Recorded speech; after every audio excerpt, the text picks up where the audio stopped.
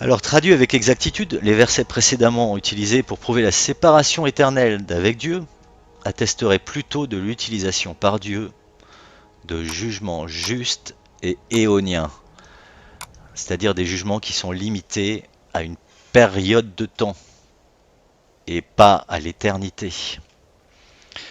Et limités surtout donc à un néon. Un néon, c'est quelque chose qui peut durer des milliers d'années typiquement, puisque le nôtre, pour le coup, a duré 4500 ans, va durer 4500 ans.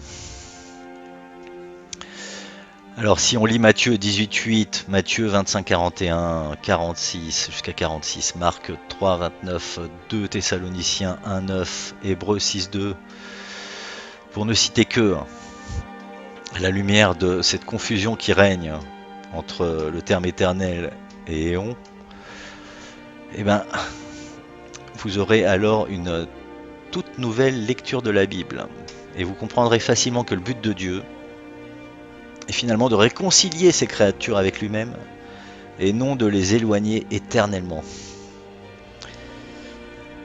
Et ce n'est malheureusement qu'en comprenant la réelle signification de ces mots dans la Bible qu'on pourra finalement réaliser sans contexte que Dieu est absolument aimant, miséricordieux et juste.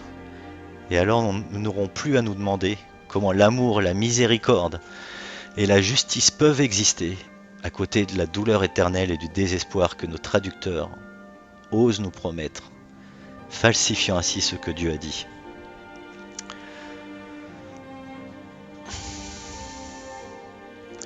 Qu'est-ce qu'on peut en dire finalement? C'est que dans la NIV, on peut se féliciter finalement de trouver 29 fois une traduction relativement correcte des termes aion et aionios, mais malheureusement, ce qu'on peut constater par ailleurs, c'est que dans la majorité des cas, à savoir 164 cas, eh bien, on a l'impression qu'ils se sont employés à brouiller les pistes en travestissant la réelle signification de ces termes.